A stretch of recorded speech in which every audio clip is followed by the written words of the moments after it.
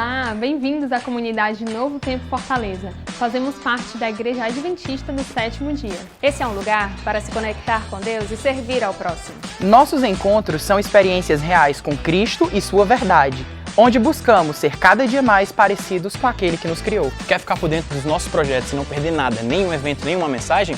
Segue a gente no Instagram e se inscreve no nosso canal no YouTube. Fica aí, que a nossa programação começa em instantes. E lembre-se, Somos porque Ele é.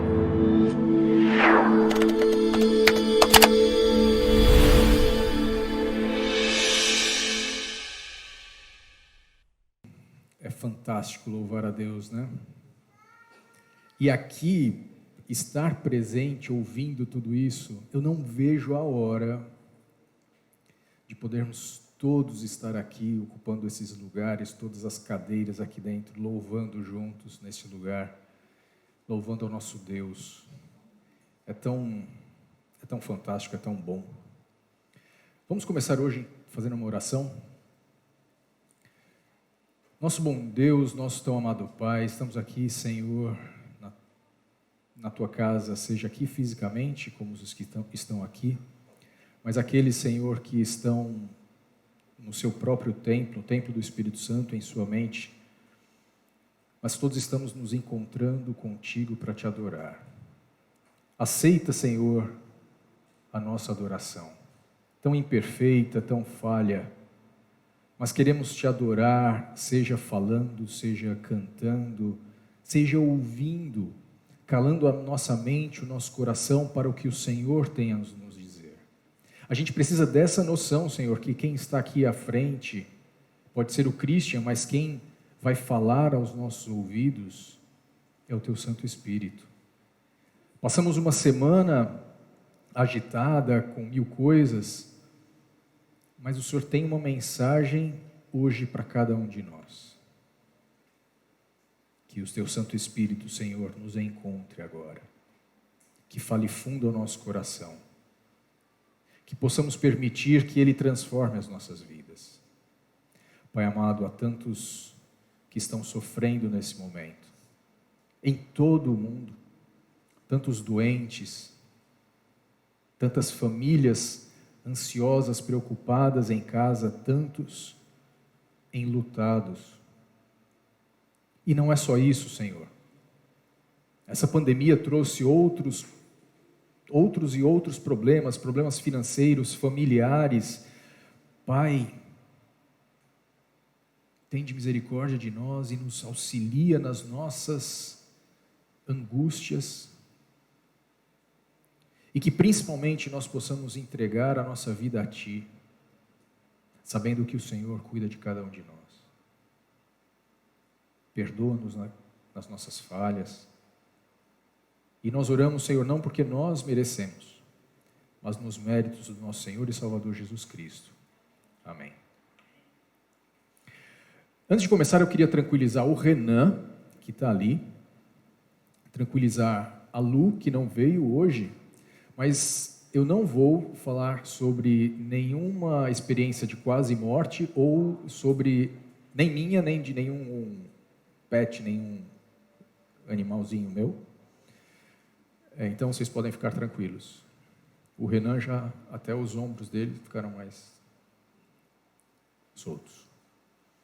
A gente está vivendo uma época, eu não sei com relação a vocês que ainda não fazem parte dessa comunidade, mas a gente está vivendo uma época nessa comunidade de, como é que eu vou usar um termo assim, bem romântico, procriação.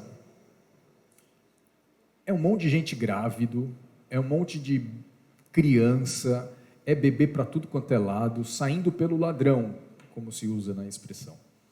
E hoje eu vou começar com vocês, abrindo a Bíblia, na história de um nascimento. Eu vou pedir para vocês que abram suas Bíblias em Gênesis, no capítulo 4. Se você não tem uma Bíblia aí, o Jonatas vai colocar para a gente Gênesis capítulo 4, verso 1.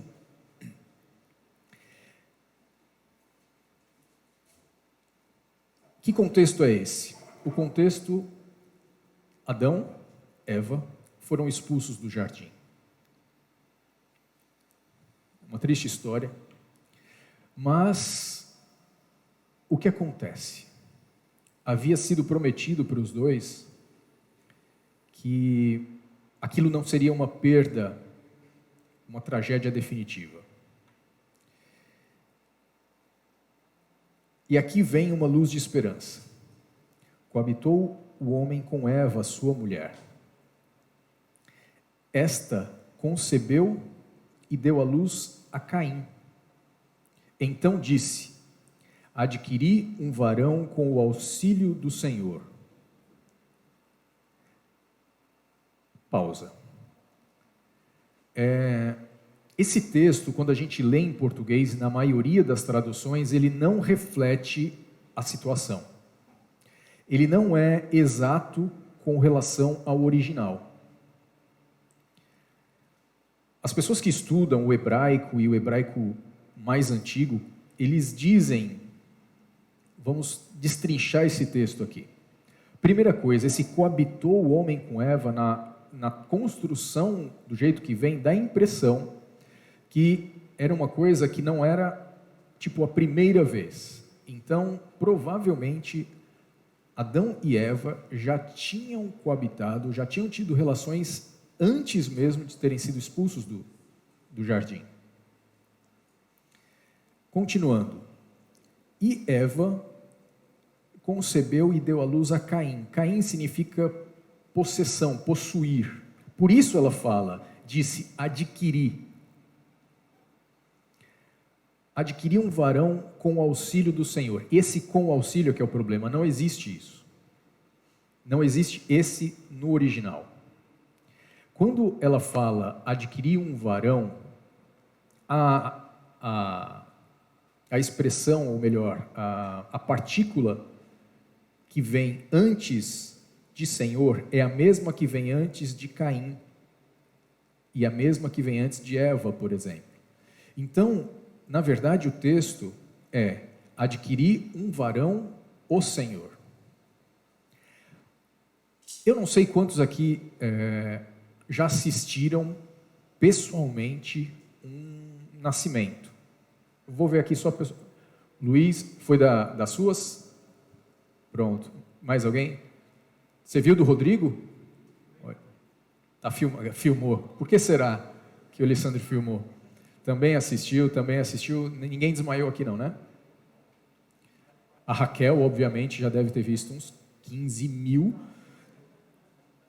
Não porque ela é médica, pediatra, e ela já fez sala de parto, então... Enfim. É uma coisa... Eu não sei, assim... Eu vi o da Mariana. E para mim foi uma coisa meio... Talvez a palavra fosse mágica. Muitas pessoas têm essa sensação. É um negócio diferente. Agora imaginem que eu já tinha visto antes, todos nós já temos visto, todos que viram já têm alguma noção mais ou menos de como é que é. Agora imaginem Adão e Eva. Eles não tinham a menor noção do que ia acontecer. Eles nunca tinham visto um filhote de gente. Já pararam para pensar nisso? Eles nunca viram um filhote de gente. Eles nunca tinham visto, eu não sei se já tinha dado tempo deles verem um nascimento de um animal. Eu não sei. O fato é que Eva ficou tão maravilhada que ela pensou que o próprio Deus tinha vindo e nascido. Ela pensou, quando ela fala adquirir um varão, o Senhor, ela pensou que este que lhe nascera e que ela chamou de Caim, era aquele que tinha sido prometido,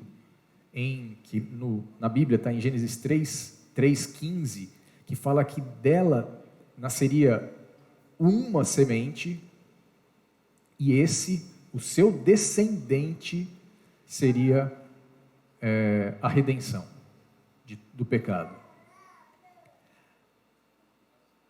Imaginem aquele bebê. Você já tenta imaginar toda a maravilha da circunstância e ainda essa expectativa, esse sonho daquele bebê. No verso 2 fala assim: depois deu à luz a Abel, seu irmão. Abel foi pastor de ovelhas e Caim lavrador. Tipo, que atenção que ela deu para Abel, né? Ela explica por que chamou Caim de Caim. Ainda faz a observação de que ela achou que era o próprio Senhor. Abel, ela diz por que chamou de Abel e só citou, né? Que era seu irmão. Tipo, Abel não é o protagonista dessa história. O protagonista é quem? É Caim. O personagem principal dessa história não é Abel, é Caim. Vocês sabem o que acontece no resto da história? Qualquer pessoa sabe. Caim mata Abel. Você tem ideia agora do como estava o coração de Eva? Pensa nisso. Quantos filhos ela perdeu? 2. Ela não perdeu um filho quando Caim matou Abel. Ela perdeu 2.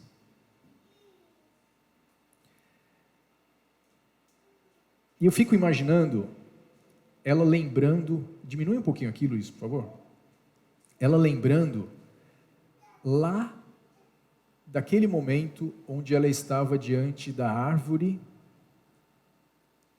e que, segundo a Bíblia, ela achou que a árvore era boa, agradável e desejável. A Bíblia fala que ela achou que o fruto era bom, agradável e desejável. E agora, vocês acham que não rolou um sentimento de culpa? Ela sabendo que aquele ato que ela teve de estender a mão, colher do fruto, comer, oferecer, não estou tirando a culpa de Adão, mas eu estou pensando no sentimento de Eva, porque, poxa, mãe é mãe. Eu fico imaginando quando ela sabe do acontecido. Eu não sei se Caim sequer voltou para ver, porque ele foi expulso, ele foi amaldiçoado, ele fugiu depois disso, depois de uma conversa que ele tem com Deus. Eu não sei se ela chegou a encontrá-lo, mas imagina toda a dor dela. Imagina, eu diria até que seria um triplo luto. Ela perdeu Abel, ela perdeu Caim e ela perdeu o sonho dela. O sonho de que Caim seria aquela pessoa. Todos nós temos um sonho para os nossos filhos. Não é, Arnaldo? Você não tem um sonho para o Oli? É claro que a gente não quer desenhar pelo menos se você for um pai saudável, você não quer desenhar um futuro já todo, né? Olha, ele vai fazer isso, vai fazer aquilo, vai fazer aquilo. Não, mas a gente tem um sonho de um futuro de felicidade, um futuro próspero, não necessariamente financeiramente, não, mas que ele se realize, ele seja feliz. Eva tinha um sonho enorme com relação a Caim e esse sonho morreu. Esse sonho morreu. Se a gente continuar no capítulo 4, só que vamos pular lá para o verso 17, olha o que ele fala com relação a Caim e a sua descendência dessa vez. 4,17. E coabitou Caim com sua mulher, ela concebeu e deu à luz a Enoque. Caim edificou uma cidade e lhe chamou Enoque, o nome de seu filho. A Enoque nasceu-lhe Irade, Irade gerou a Meujael, Meujael a Metusael, e Metusael a Lameque. Lameque tomou para si 2 esposas, o nome de uma era Ada, a outra se chamava Zilá. Ada deu à luz a Jabal, este foi o pai dos que habitam em tendas e possuem gado. O nome de seu irmão era Jubal, este foi o pai de todos os que tocam harpa e flauta. Zilá, por sua vez, deu à luz Tubal-Caim, artífice de todo instrumento cortante de bronze e de ferro. A irmã de Tubal-Caim foi Naamá. Se você presta atenção, peraí, vamos fazer o seguinte, vamos ler o verso 25 e 26. Vamos lá. Tornou Adão a coabitar com sua mulher, e ela deu à luz um filho, a quem pôs o nome de Sete. Porque, disse ela, Deus me concedeu outro descendente em lugar de Abel, que Caim matou. A Sete nasceu-lhe também um filho, ao qual pôs o nome de Enos. Daí se começou a invocar o nome do Senhor. Olha o contraste. A descendência de Caim. O que se fala da descendência de Caim? Vamos lá. Caim edificou uma cidade. Dessa descendência tinha os que habitavam em tendas e possuíam gado, os que tocam harpa e flauta, artífice de todo instrumento cortante de bronze e de ferro. Não tem nada de errado nisso. Mas se você parar e prestar atenção, eles chamam a atenção para o que da descendência de Caim? Para o que eles faziam, né? Quando eles vão falar sobre a descendência de Sete, o que eles falam? Daí se começou a invocar o nome do Senhor.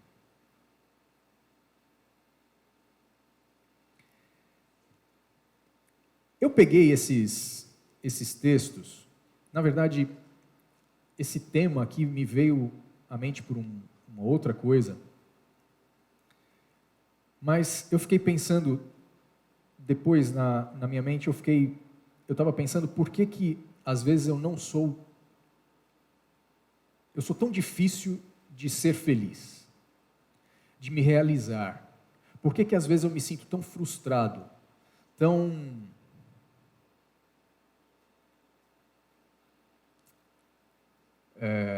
fracassado.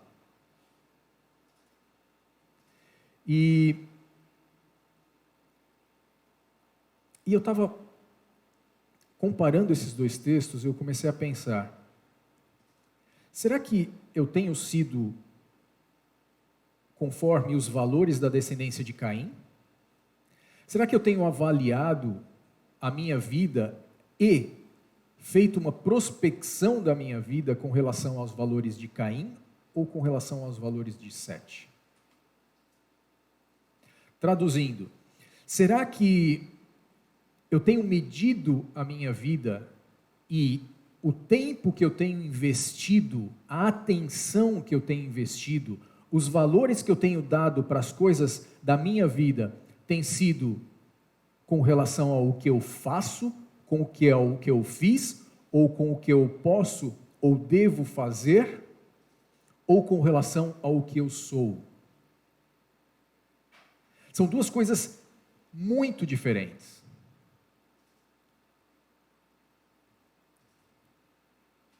Para vocês terem ideia de como são diferentes, a gente está fazendo um estudo, já estamos no finalzinho do Apocalipse, e eu vou dar uma noção para vocês como as coisas são diferentes, como a Bíblia e como Deus olha a nossa realidade aqui na Terra de uma forma diferente, e a gente deveria olhar da mesma forma.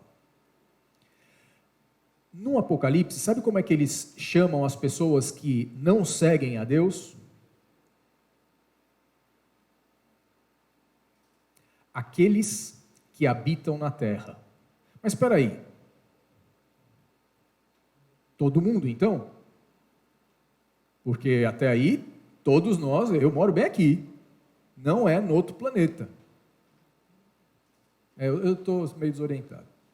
Pronto, ali. Realmente bem desorientado. Pronto, eu moro bem ali. A 1 quarteirão daqui. 1 quarteirão. Tá certo? Tenho que tomar maior cuidado para não chegar atrasado. Porque eu não sei se vocês sabem, é mais fácil alguém que mora perto chegar atrasado do que quem mora longe. Né? E eu acho que mesmo o Renan que mora longe, mas ele ainda mora nesse planeta, né, Renan? Quase. Mas ainda está. Ainda está. Você não pode falar muito, pelo que eu sei. Tá bom? Então, mesmo os que moram mais longe aqui, ainda moram nesse planeta. A gente fez uma brincadeira, mas o Apocalipse chamam aos que não seguem a Deus daqueles que habitam na terra. Se você quiser conferir depois, tem vários textos. Um deles, a gente não vai ler agora, é Apocalipse 13, 6. Mas sabe como é que eles chamam aqueles que seguem a Deus? É exatamente isso que você está pensando. Aqueles que habitam no céu. Mas espera aí. Repetindo. Eu moro bem aqui. Se eu seguir a Deus, eu não moro mais aqui. Eu moro no céu. E por que isso? Quando você viaja, você vai visitar um lugar. Quando o quê? Viajava. Você vai viajar para um outro país. Aqui no Brasil ele é tão grande que não precisa, para isso acontecer não precisa nem ser em outro país, mas vamos considerar aqui. Você vai para um outro país. Você não é dali. Você sente isso. Você sente isso. Você, diante de todos, é nítido que você não é dali. Por mais até que você se vista igual, seja da mesma, mais ou menos da mesma cultura ocidental e tudo mais, você não é dali.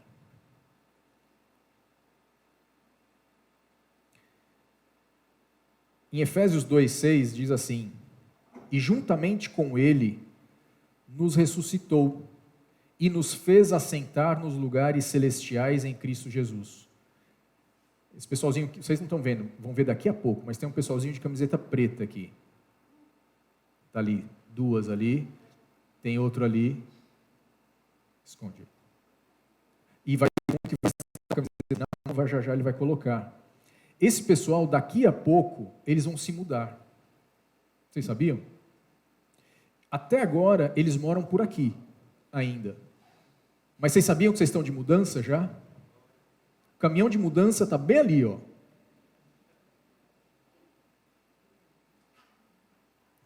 Vocês, daqui a pouco, vocês vão sentar com Cristo nas cortes celestiais.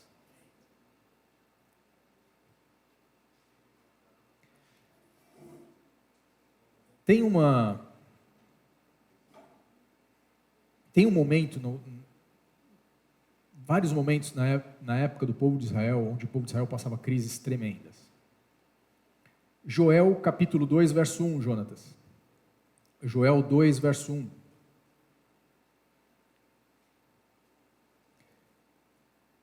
Joel convoca o povo aqui. Tocai a trombeta em Sião e dai voz de rebate no meu santo monte. Isto é, ele não estava mandando tocar em outro lugar, ele estava mandando tocar dentro de Israel, aliás, no templo, que é onde ficava,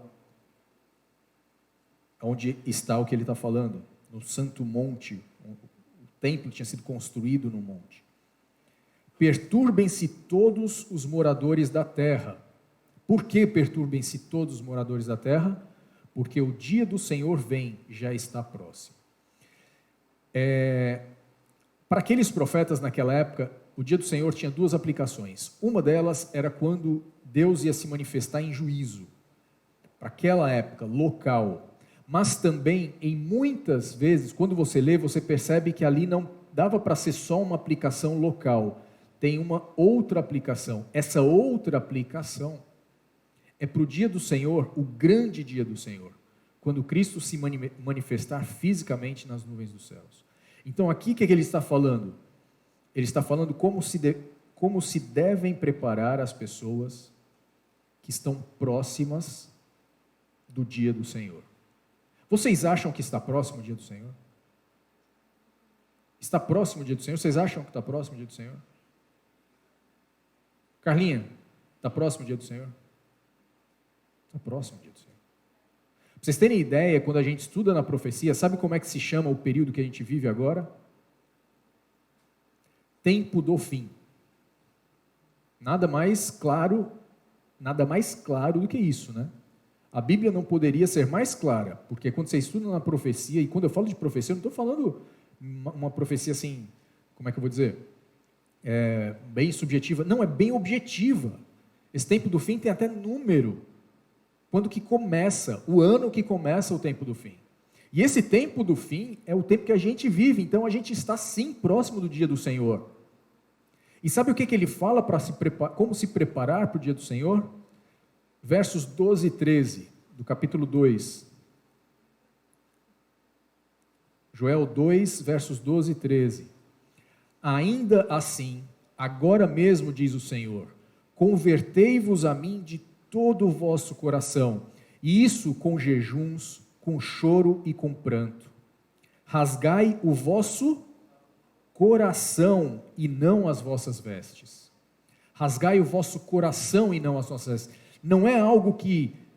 Rasgar as vestes é porque eles, na época, quando eles tinham que prantear por algo, eles tinham que chorar por algo, que eles tinham que demonstrar uma tristeza muito intensa por algo, o que eles faziam? Eles rasgavam as suas vestes.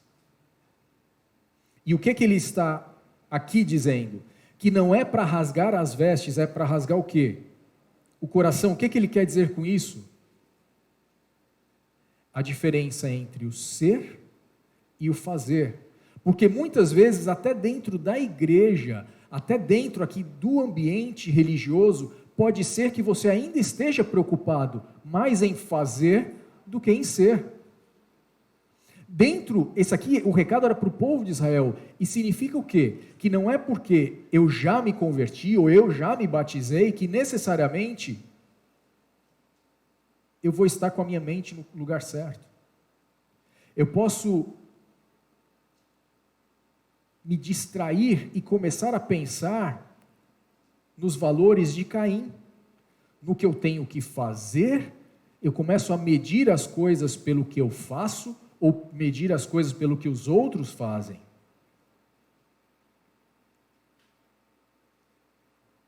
E aí o que acontece? Com o tempo, eu posso me ver em situações, aí eu começo a pensar talvez como Eva, né? Eu não deveria ter estendido a mão, eu não deveria ter feito tal coisa, eu não deveria. Por quê? Porque eu estava com a mente no lugar errado. Eu não sei a tua situação agora, tá? Eu não sei. Mas fato é que todos nós temos alguma coisa, alguma situação fora de nós que a gente tem que resolver. Todos nós. A gente tem decisões a tomar. Em todos os nossos momentos. Alguns momentos essas decisões são mais importantes, outros são menos importantes. Mas a todos os momentos a gente tem decisões a tomar. E aí eu te pergunto, me diz uma coisa, Davi, lembra de Davi? A história de Davi, do gigante, Golias e tal. Davi estava lá. Aparece um gigante de 3 metros de altura. Eu não lembro direito, tá? Mas eu lembro que era uma coisa absurda, assim, a armadura dele pesava mais que Davi. Né? E aí, se você pensar assim, no fazer, Davi tinha instrumentos para lutar contra Golias? Instrumentos? Ele não tinha. Ele não aguentava uma arma, ele não aguentou nem a armadura de quem? De Saul, né? Porque Saul era um cara alto. Não sei se vocês sabem, Saul diz que não tinha ninguém mais alto que Saul em Israel. Saul era altão também. O cara devia ser um cara bonitão, tal, boa aparência, do jeito, o rei dos sonhos de Israel. E Saul não topou enfrentar muito tal. Saul, que era o cara mais alto perto de Golias, era baixinho. Aí ele pensou, não, Golias é grande, eu sou baixinho, eu não vou. O que Davi tinha? Tinha umas pedrinhas, né? Ele tinha umas pedrinhas. O que decidiu a batalha foram as pedras? O Arnaldo soprou aqui na hora que eu falei o que ele tinha. O Arnaldo falou assim, coragem e fé. Era o que ele era, né? Era o que ele era. Muitas vezes a gente vê os problemas na nossa frente, a gente olha as situações em volta de nós e a gente fica imaginando, mas eu só tenho pedras. Eu só tenho umas pedrinhas para enfrentá-los. Eu não vou conseguir enfrentar essas situações com essas pedrinhas. nem precisa mais do que pedras, nenhum de nós precisa mais do que pedrinhas para enfrentarmos os gigantes que estão à nossa volta. Nós precisamos ser Davis. Porque se nós formos conforme, segundo o coração de Deus, as pedrinhas serão mais do que suficientes. Teve aqui a gente estava louvando aqui, teve uma época que o povo de Israel, sabe o que ele fez para vencer um grande exército? Ele louvou. Só isso. Se você não sabe onde é que é, eu não vou dizer, você vai procurar na Bíblia. Mas ele só cantou. Ele só cantou. E eu não estou falando de Jericó. Estou falando de um povo que só saiu cantando. Alguém sabe aqui? Faz de conta que eu vi um monte de gente respondendo. Mas o fato, gente, é que eu estou falando, mas a gente tem que se preocupar com o que eu sou. E como é que eu faço para ser, então?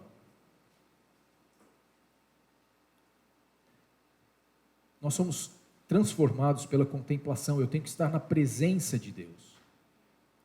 E Deus, não sou eu, tá, gente? Vocês não vão desenvolver o eu de vocês da forma como Deus quer, vocês não vão ser conforme o coração de Deus, sem ter uma devoção diária, sem se colocar diante de Deus sozinhos, em oração e estudo da sua palavra. É impossível.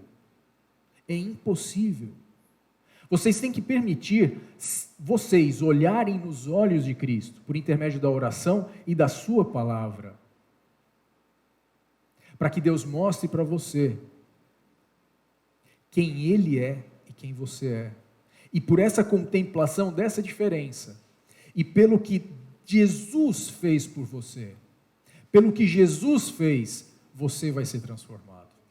Não por qualquer coisa que você possa fazer, mas pelo que Jesus fez, você vai ser transformado.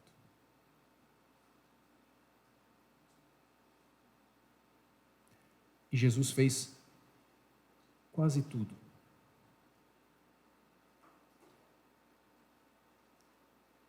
Quase tudo. Para sempre. A solução para os nossos problemas não são lanças, não são escudos, não é dinheiro, não é inteligência, não é talento. A solução para os nossos problemas é permitir que esse Deus, esse Cristo que conquistou com a sua morte na cruz, a redenção para cada um de nós, permitir que esse Cristo nos transforme. É estar na presença dEle, permitir que Ele nos transforme. É buscar a cada dia esse Redentor, um encontro pessoal e íntimo com Ele, na oração, no estudo da sua palavra, na leitura da sua palavra, para ouvirmos com o mais íntimo do nosso ser a sua doce e suave voz, a voz daquele que venceu, ressuscitou, vivo está e reina nas alturas. Vamos orar. Nosso bom Deus, nosso tão amado Pai, queremos ser habitantes do céu desde agora.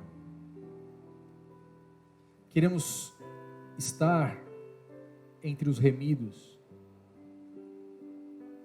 Queremos ser transformados desde agora, Senhor.